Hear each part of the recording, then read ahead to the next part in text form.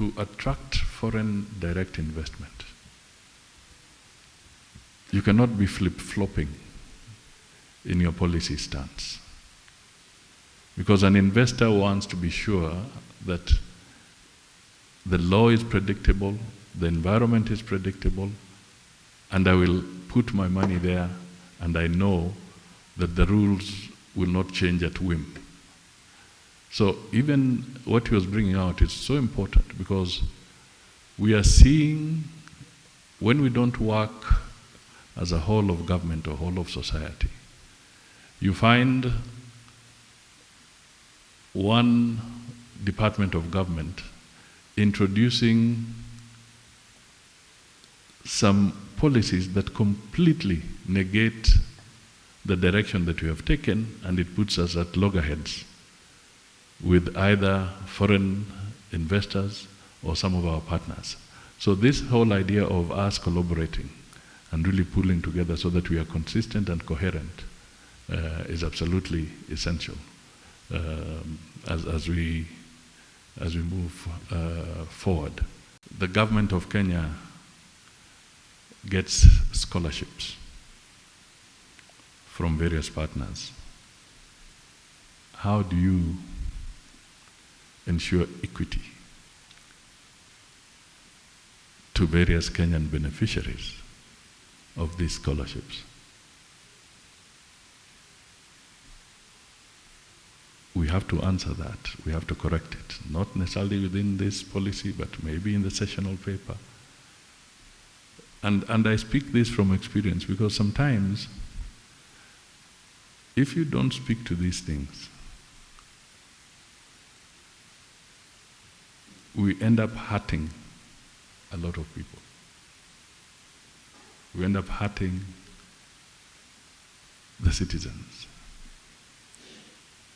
We end up having a situation where the Catholic bishops speak to us. So it is important that in some of these issues, for instance, the question that I was asked is, so how many scholarships has Kenya benefited from in the last 5 years? Can you tabulate the countries that offered them? Can you give a national profile of who the beneficiaries of these scholarships were?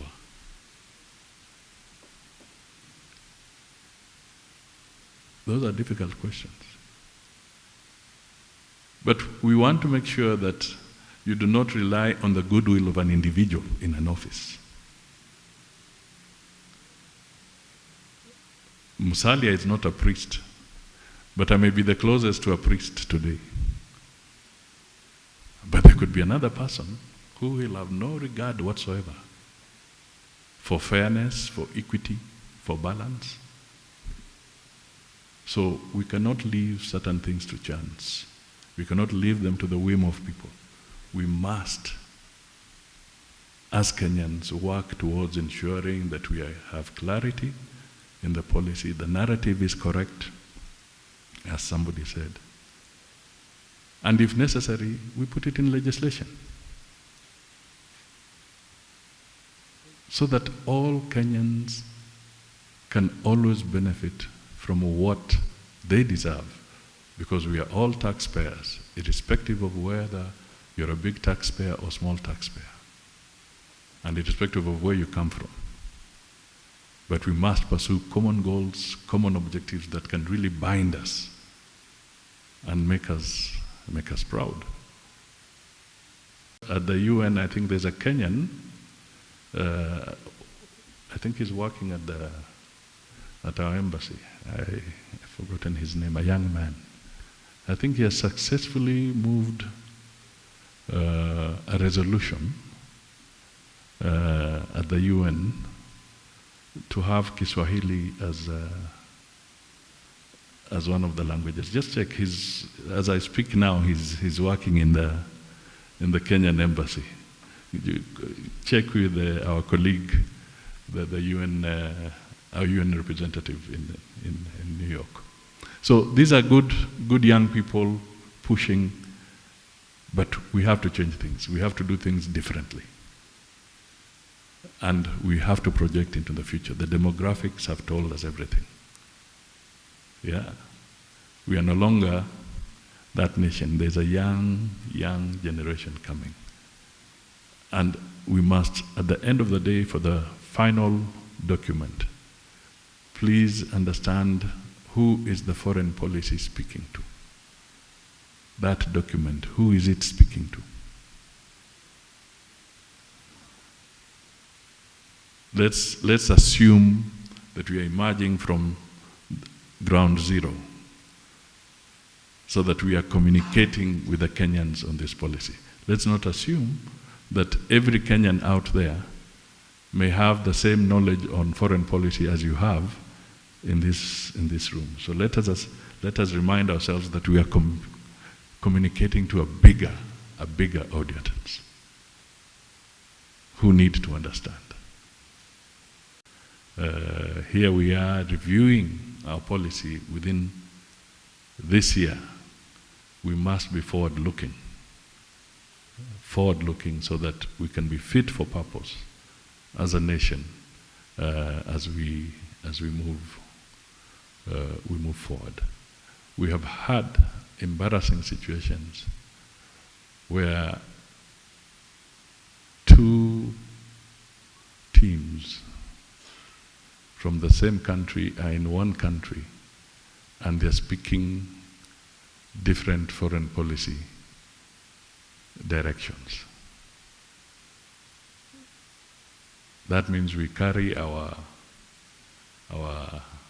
local politics here, we transfer it, and we start contradicting each other under very critical.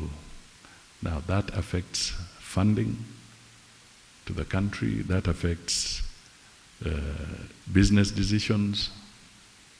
So these are issues that we need to really internalize, even as we look at our curricula and so forth. I was listening to the young man who talked about the universities and admissions and so forth. Then I listened to Irungu,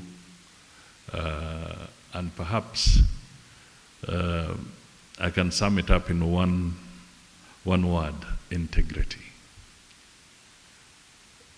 What is the integrity of our foreign policy? At the end of the day, we should not shy away from actually saying that we also want to pursue a corruption-free foreign policy. So it would be useful for the Secretariat, as we capture this, the whole issue of the integrity of our foreign policy and what we do, what we stand for. Let's articulate it properly. Let us make sure that people know we are not for money laundering. We are not for human trafficking. Let us be very deliberate on stating certain aspects that are critical. We may take it for granted, but that's different. You'll find investments of, let's say, a country like Uganda made in some of their foreign assets were very strategic at that time. Of course, to attempt to do that today is very expensive, but for some good reason, Uganda was able to buy many years ago a very strategic building in the UK around Trafalgar Square. They were able to invest in a very strategic building in New York, not too far from the UN headquarters. And some of these have become critical sources of revenue in funding some of their programs. So as we broadly look at some of our issues going into the future, we will also have to figure out how does Kenya realize the full value and potential of its foreign assets It may not be something we can answer in this forum, but perhaps as you submit some recommendations to us, give it some thought so that we can see how we can realize the value that the Kenyan taxpayer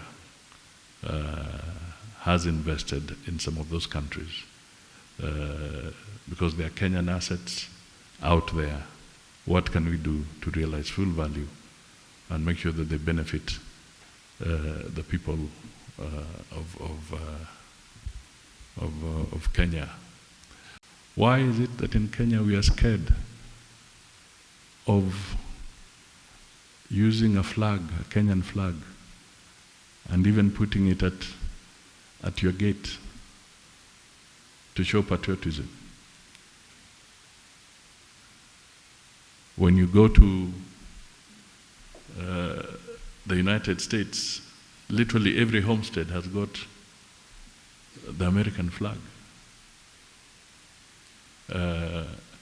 You go to others, they have the Union Jack and all that. But here, it's as if you don your national pride in the form of your national flag, for instance, there's a problem. So I wanted to provoke you, ladies and gentlemen, just to say that let's think, and we have time, let us really push in what we were not able to do here. Lakini mimi nasema asante sana.